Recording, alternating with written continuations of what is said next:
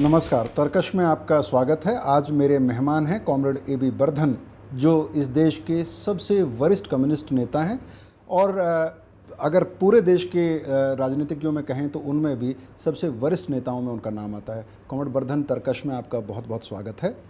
अभी हाल ही में सीपीआई की भी पार्टी कांग्रेस हुई है, सीपीआईएम की भी पार्टी कांग्रेस हुई है। दोनों ही पार्टियों ने अपनी अपनी सामने जो चुनौतियां हैं उनको रेखांकित किया है। आप अपने अनुभव के आधार पर, क्योंकि हर पार्टी कांग्रेस में पार्टी चुनौतियों को रेखांकित करती है, कार्यनीति तय करती है, दूसरी नीतियां तय करती है। आपके अनुभव के आधार पर अगर मैं पूछूं तो कम्युनिस्ट मूवमेंट के सामने भारत में आज के दौर में सबसे बड़ी चुनौती क्या है? इस वक्त देश के अंदर में एक बहुत बड़ा संकट है, हर किस्म का संकट, आर्थिक, राजनीतिक, सरकार चलाने के मामले में, नैतिक, इन तमाम संकटों से मुकाबला करते हुए जो जनविरोधी नीतियां उन्होंने अपनाई है उसको किसी तरह विरोध करते हुए हमको हमारे मंजिल की ओर आगे बढ़ना ही पड़ेगा। हम समझते हैं कि जो हम लोगों ने मकसद आज़ादी के बाद तय किया था कि जनतांत्रिक क्रांति के तमाम कर्तव्यों को पूरा करें, उनको पूरा करना और समाजवाद की ओर आगे बढ़ना, ये हमारी चुनौती तो है ही, आज भी है, कल भी रहेगी। और जब तक उस लक्ष्य पे नहीं पहुंचते तब तक वो चुनौती है ही। इस समय जनता को राहत पहुंचाने की बहुत ज़रूरत है। बहुत दिन ब दिन बोझ उनके ऊपर लदते चले जा रहे हैं। जन आंदोलन खड़ा करना ये हमारा अहम कर्तव्य है। ये एक समाजवाद की तरफ बढ़ना और जनता को राहत दिलाना, ये हमेशा से आप लोगों की पार्टियों की, चाहे वो सीपीएम हो चाहे सीपीआई हो, तमाम वाम मोर्चा जो है ये सवाल उठाता रहा है। लेकिन इस वक्त जब आप ये बात कह रहे हैं तो अगर मैं संसदीय प्रणाली में कहूँ तो कम्युनिस्ट पार्टियों की अभी तक के इतिहास में सबसे कम ताकत है। जबकि यूपीए 1 की सरकार जब थी तो सबसे ज़्यादा ताकत थी, 60 से ज़्यादा सांसद सीपीएम के और सीपीआई के और दूसरी कम्युनिस्ट पार्टियों के संसद में मौजूद थे। क्या उस तरह का इंटरवेंशन आज आप कर सकते हैं जो आज से 3 साल 4 साल पहले कर सकते थे? पार्लियामेंट्री गणित अगर आप देखेंगे तो 61 का जो आंकड़ा था वो घट गया है। जाहिर है कि पार्लियामेंट के अंदर में वो इंटरवेंशन शायद संभव नहीं है, लेकिन पार्लियामेंट के बाहर एक बहुत बड़ी दुनिया है और तमाम आंदोलन जो है वो जन आंदोलन, जनता के आधार पर ही सारे फैसले होते हैं। तो वो तो है कायम, उसमें तो कोई कमी नहीं। ये 28 फरवरी का ही जिक्र ले लीजिए। तमाम संगठित असंगठित मजदूर, ट्रेड यूनियंस भांति भांति प्रकार के, यहाँ तक कि आईएनटीयूसी और बीएमएस के भी, जो कि लाल झंडे से अभी तक के कतराते रहे, दूर रहे, लेकिन इस वक्त सब एक जगह आए और एक साथ मिलकर के लड़े। कोई चमत्कार नहीं था, सबकी मजबूरी थी और सब महसूस कर रहे थे कि एक साथ मिलकर के लड़े बगैर कोई रास्ता नहीं है। तो वो इंटरवेंशन की संभावनाएं तो कमी नहीं, पार्लियामेंट में कम गए, इसमें कोई शक नहीं है।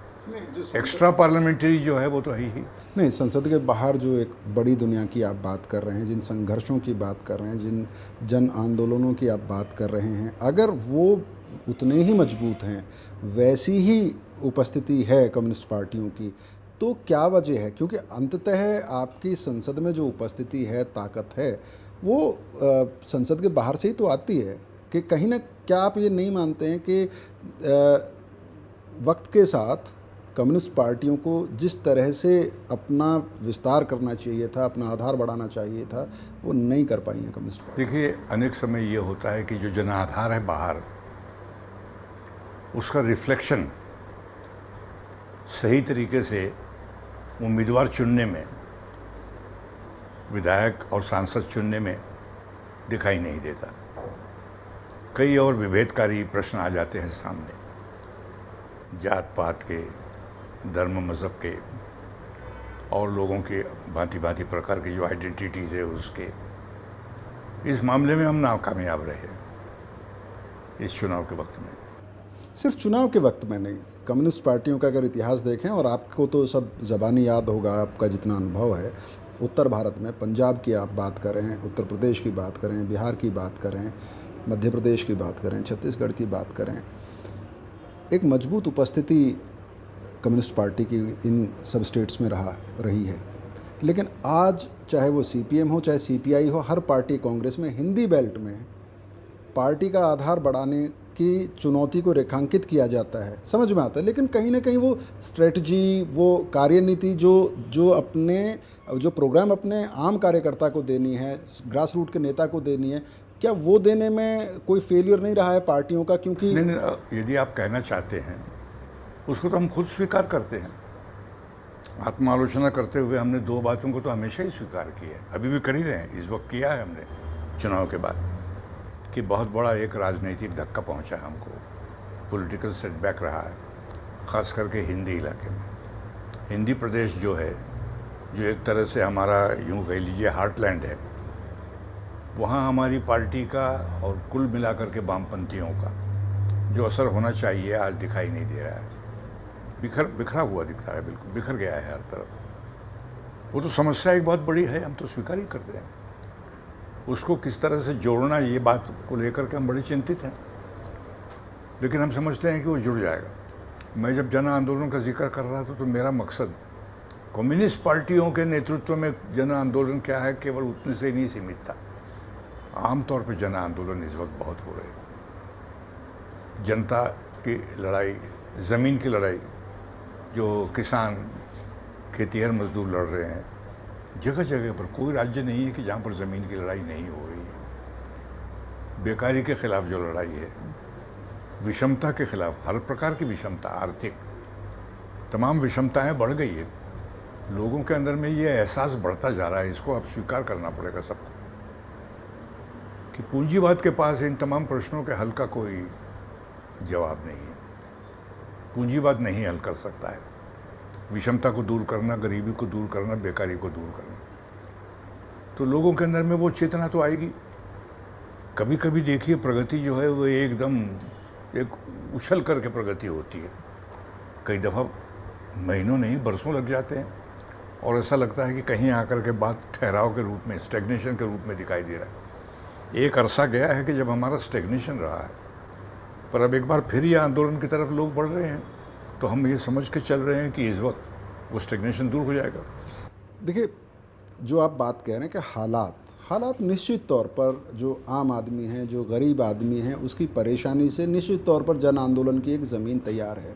लेकिन वामपंथी पार्टियां जो हमेशा मज़दूरों की कहिए कि जो डिप्राइव्ड सेक्शंस हैं सोसाइटी के, जो दबे कुचले सेक्शंस हैं, उनकी आवाज़ वामपंथी पार्टियां संसद के बाहर और संसद के अंदर उठाने के लिए जानी जाती रही हैं। उनका मकसद ही वो है।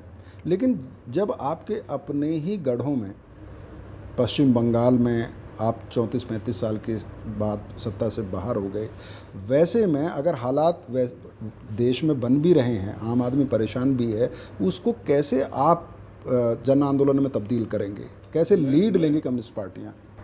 मैं केवल लोगों के अंदर में जो परेशानियां हैं, लोगों के अंदर में जो संतोष है, केवल उसी का मैंने जिक्र नहीं किया, वो तो है जी।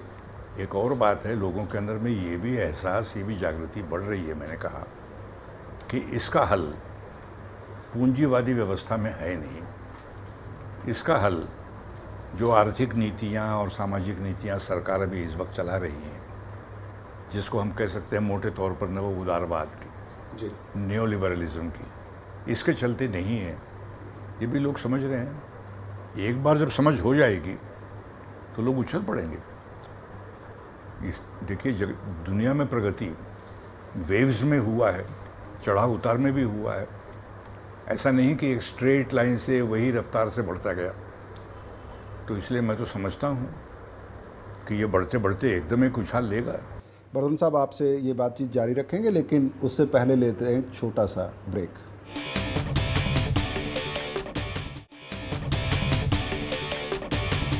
ब्रेक के बाद एक बार फिर आपका स्वागत है। मेरे साथ हैं कॉमरेड AB बर्धन, जो CPI के पूर्व महासचिव हैं, वरिष्ठ राजनीतिज्ञ हैं भारत के।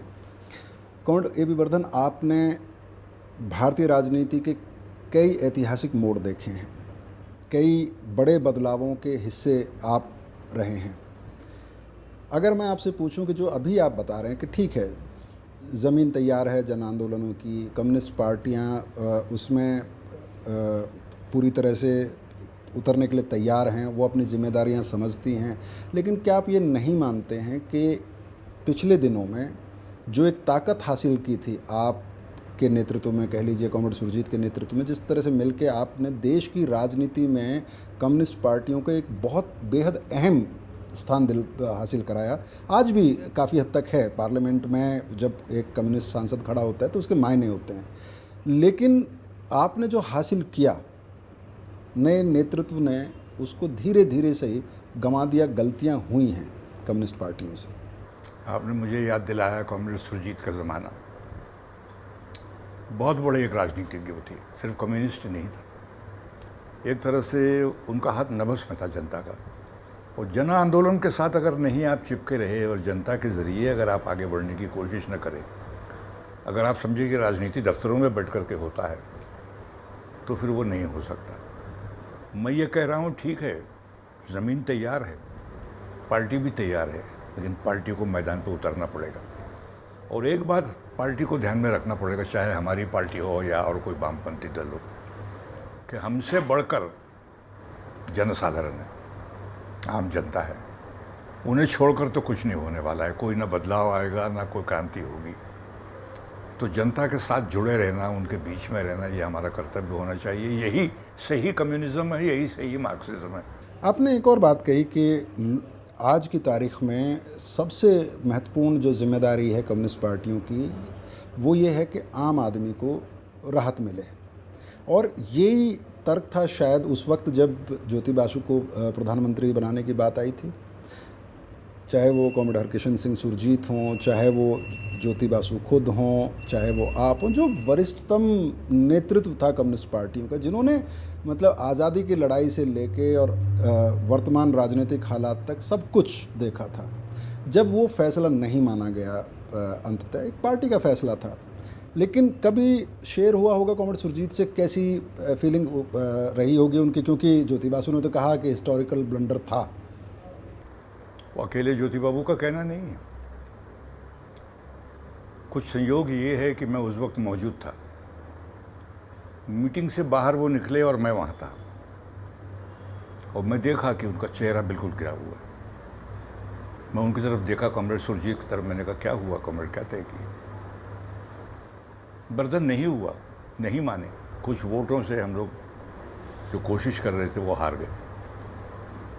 कई लोगों ने हमको मार्क्सवाद का ज्ञान दिया, बोले किसी बुर्जुआ लीडरशिप में बोले सरकार चल नहीं सकती, ये भी हमको कहा है। हम लोग एक छोटी ताकत है।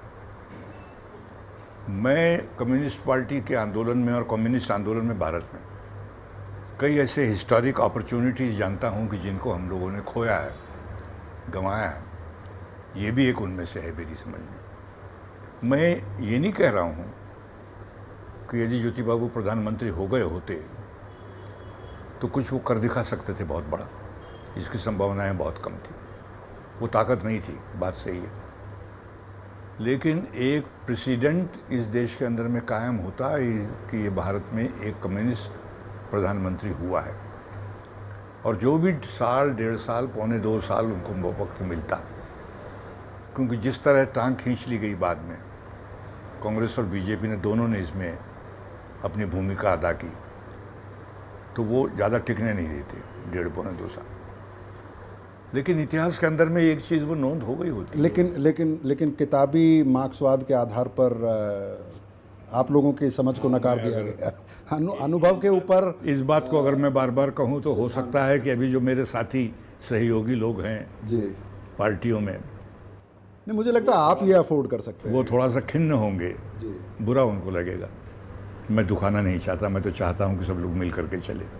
लेकिन मैं ये मानता हूँ कि ये बहुत डॉक्ट्रिनेयर और किताबी ज्ञान के आधार के ऊपर हुआ है। देश के वास्तविकता को ध्यान में रख करके, और क्या हो सकता था इसको ध्यान में रख करके नहीं हुआ।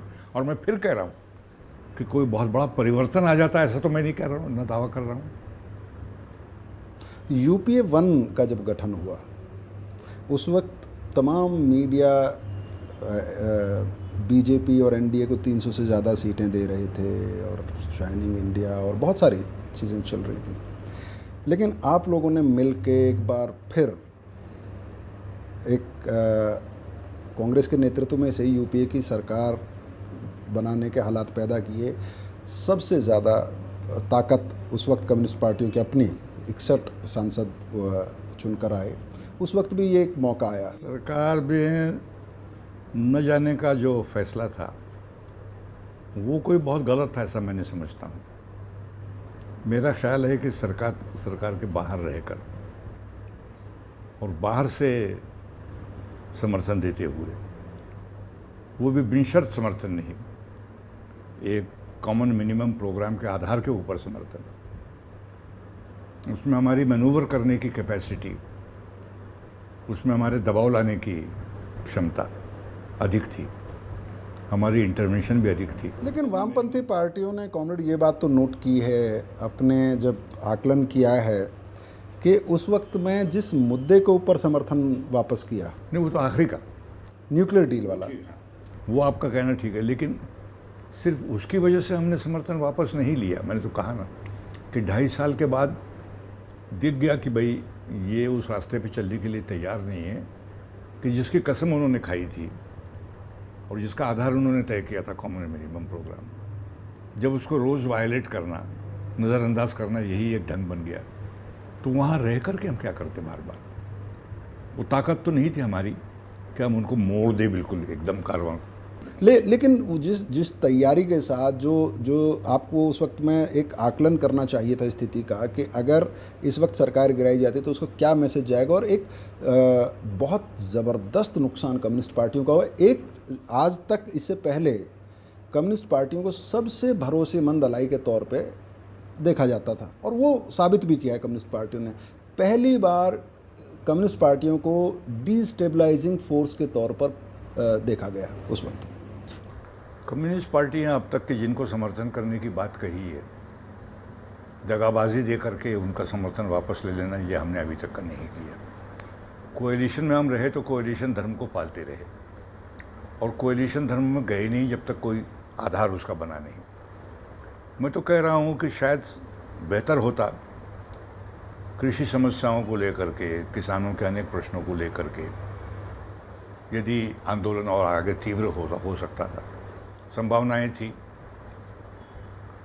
न्यूक्लियर डील एक ऐसी बात थी कि जिसको लेकर के बहुत थोड़े से महीने जो रह गए थे, उस अंतराल में लोगों तक पहुंचना, उनको समझाना नामुमकिन था। उस ख्याल से वो गलत हो सकता है, लेकिन अनिवार्य था। अगर कोई कहे कि फिर समर्थन अगर वापस नहीं लेते, समर्थन करते रहना संभव नहीं था तब। वैसी स्थिति पहुंच गई, वो तो स्थिति पहले ही पहुंच चुकी थी, और वहाँ पे आके और कोई रास्ता नहीं बचा था, आपने समर्थन वापस लिया। कॉमरेड बर्धन, आपसे बात करते रहेंगे, लेकिन एक छोटा सा ब्रेक और ले लेते हैं।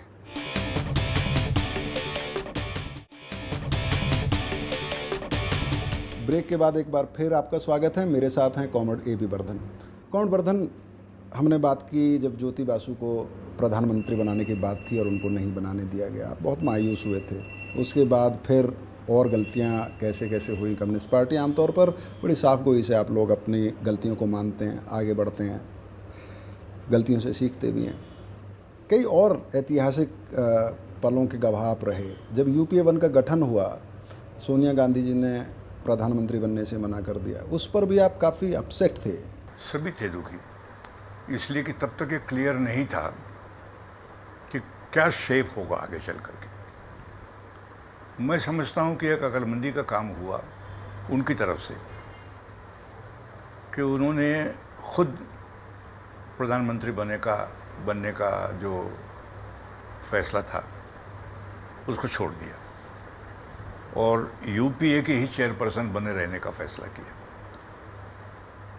उन दिनों में वो जो थोड़ा सा 1-2 दिन था, ये स्पष्ट नहीं था कि क्या होने वाला है। ले दे के मैं समझता हूँ कि ये फैसला ठीक रहा कि वो नहीं बनती अगर, तो कोई विरोधी दल जिसके इरादे पवित्र नहीं हैं, वो रोज़ इसी बात को लेकर के आंदोलन करता कि ये एक विदेशी है और ये विदेशिनी जो हैं ये इस देश की राज चलाने की कोशिश कर रही हैं और प्रतिदिन यूपीए इसी सवाल में उलझा रहता। कम से कम उससे तो बच गया, ठीक ही रहा। आज आप ये मानते हैं कि वो नहीं, उसी वक्त ये 2-3 दिन का ही सवाल था सब लोग कि भाई क्या होगा। 2014 दूर नहीं है, 2012 है जब हम आपसे बात कर रहे हैं। 2014 में लोकसभा का चुनाव होना है। बहुत सारे मुद्दे हैं, करप्शन एक बहुत बड़ा मुद्दा है, महंगाई एक बहुत बड़ा मुद्दा है, यूजुअल जो आप मज़दूरों के मुद्दे उठाते हैं, बहुत सारे मुद्दे हैं। आपने पहले भी कहा कि ज़मीन तैयार है, लेकिन आम तौर पर अगर ये तो आप भी नहीं मानेंगे कि सिर्फ कम्युनिस्ट पार्टियां बीजेपी और कांग्रेस को टक्कर दे सकती हैं।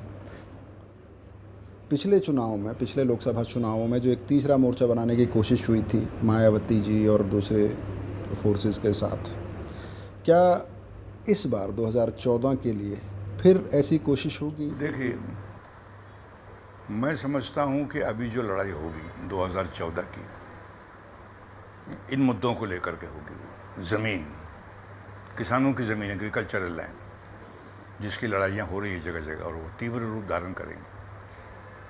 दूसरी बात है बेकारी, जॉब लॉस। तीसरी बात है महंगाई और फूड सिक्योरिटी। तो ज़मीन, काम, रोजगार और अन्न, उसकी सुरक्षा और डेमोक्रेटिक राइट्स जो हैं, ये अहम मुद्दे होंगे, इसमें कोई शक नहीं है। मैं समझता हूँ सवाल ये है कि इन मुद्दों के अंदर में जो लोग तैयार हैं, जो साथ आने को तैयार हैं, उनको लेकर के हम हमेशा कहते रहे कि एक प्रोग्राम के आधार पर, एक कार्यक्रम के आधार के ऊपर एक मोर्चा बनना चाहिए। जोड़ तोड़ करके अगर हम मोर्चा बनाने की कोशिश करें, सब विरोधियों को इकट्ठे कर ले और एक दूसरे की मदद करके चुनाव में जीतने की कोशिश करें, तो उसको जनता के बीच में क्रेडिबिलिटी बहुत कम रहती है कि ये सारे सब एक जगह आए हैं किसी को हराने के लिए, खुद क्या करने वाले हैं किसी को नहीं मालूम। तो हम कहते हैं कि इन तमाम प्रश्नों को लेकर के लड़ने वालों को अगर कोई एक मोर्चा बने, इसीलिए उसको हम programme based left and democratic unity की बात करते हैं। शायद संभव ना हो, 18 महीने बाकी है आने वाली चुनाव, 18 या 2 महीने या 2 साल कहिए, शायद इस अवधि के अंदर में सब न बने, तो कुछ हद तक तो होगा लोगों का एक साथ आना, एकजुट करना। इस वक्त वो नक्शा क्या होगा देखना बहुत मुश्किल है। लेकिन ओवरऑल जो देश के हालात की अगर बात करें, कांग्रेस जो अभी रूलिंग कोalition को लीड कर रही है, एक तरफ भारतीय जनता पार्टी जो एनडीए को लीड कर रही है, एक सत्ता चला रही है, एक सत्ता में आने के दावे कर रही है, ख्वाब देख रही है, इन दोनों को देखते हुए कैसे आकलन करते हैं? मैं बहुत ऑब्जेक्टिवली मैं आपसे ये कहना चाहता हूँ, मैं नहीं समझता कि कांग्रेस जीत पाएगी या यूपीए सरकार में लौट के आ सकती। कौन प्रधानमंत्री बनेगा, ये सब तो बहुत दूर की स्पेकुलेशन की बात हो गई कि जब वो आएंगे कि नहीं सरकार में, ये बड़ा सवाल, यही बड़ा सवाल है। दूसरी बात, उससे भी बुरी अवस्था में बीजेपी है, ऐसा मेरा ख्याल है। अंतर कला जो है उनका, और 5-5 लोग जो मुख्यमंत्री के, प्रधानमंत्री के उम्मीदवार हैं, उससे जो समस्याएं पैदा हो रही है कर्नाटक में और बाकी जगह जहाँ वो राज करते हैं, जो अवस्थाएं हैं, उसको देखते हुए मुझको नहीं लगता कि वो भी आने। परंतु ये भी सही है कि एक वैक्यूम और एक शून्यता तो बनी रही है। तो मेरा ये ख्याल है कि ये 18 महीने के अंदर में एक लोगों की तलाश है, वो तलाशेंगे कोई ना कोई एक विकल्प के लिए, वो विकल्प उभर करके आएगा। कार्यक्रम के अंत की तरफ पहुंचने हैं कॉमरेड। हम पिछले दिनों में भ्रष्टाचार एक मुद्दा रहा और भ्रष्टाचार के ख़िलाफ़ कई तरह के आंदोलन हुए। एक तो यूजुअल राजनीतिक आंदोलन जो राजनीतिक दल करते हैं, आपकी पार्टी ने भी किया, बीजेपी ने भी, दूसरे तमाम राजनीतिक दलों ने। एक सिविल सोसाइटी, एक शब्द इस्तेमाल होता है, अगर मैं उसको टीम अन्ना कहूँ सीधे सीधे तौर पर, या बाबा रामदेव कहूँ, उनको सरकार ने किस तरीके से हैंडल किया, क्यों वो लाइमलाइट में आ गए, वो एक अलग बात है। लेकिन आप कैसे इन आंदोलनों को देखते हैं? क्योंकि आप भी आम लोगों की राजनीति करते हैं और उसमें भी देखा कि आम लोग काफ़ी बड़ी तादाद में उन्होंने जोड़ा अपने आंदोलनों से लोगों को। आप की राय एक हद तक पब्लिक है, लेकिन उसके बावजूद एक कंट्रीब्यूशन उनका मानते हैं आप? इसमें कोई शक नहीं, मैं मानता हूँ। मैं समझता हूँ कि करप्शन के मसले को पॉलिटिकल एजेंडा पर ले आना बड़े पैमाने पर, यह कंट्रीब्यूशन है अन्ना हज़ारे जी का। वैसे मैं टीम अन्ना और अन्ना हज़ारे में फ़र्क करता हूँ, काफ़ी जी है उनका कंट्रीब्यूशन। क्या फ़र्क करते हैं टीम अन्ना और अन्ना हज़ारे में? संक्षेप जाने दीजिए, संक्षेप में बता ये मैं समझता हूँ कि उसमें बहुत कई लोग हैं जी। टीम अन्ना में जिनकी वो समझदारी और वो हैसियत के बारे में कहना बड़ा मुश्किल है। अन्ना हज़ारे एक हैं, लेकिन उसकी सीमाएं ये है कि वो करप्शन को केवल एक मुद्दे के साथ जोड़ रहे हैं, लोकपाल बिल। एक लोकपाल बिल और एक कारगर लोकपाल बिल होना, इफ़ेक्टिव और स्ट्रांग होना, इसमें कोई संदेह नहीं है, होना ही चाहिए, लेकिन केवल उससे रुकेगा नहीं।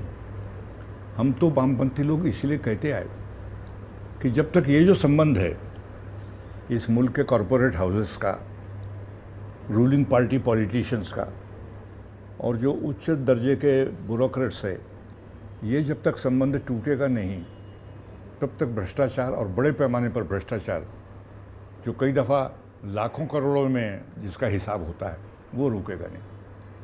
रही बात छोटी रोजंदारी के जो भ्रष्टाचार हम देखते हैं जिससे लोग हैरेस्ट होते हैं, वो तो लड़ना ही पड़ेगा, लेकिन वो लड़ने के लिए हमारे पास यथेष्ट कानून है। कोई बहुत बड़ा हथौड़ा लगता है इन मच्छरों को मारने के लिए, ऐसी बात नहीं, लेकिन मच्छरों को मारने की भी दवा चाहिएगा।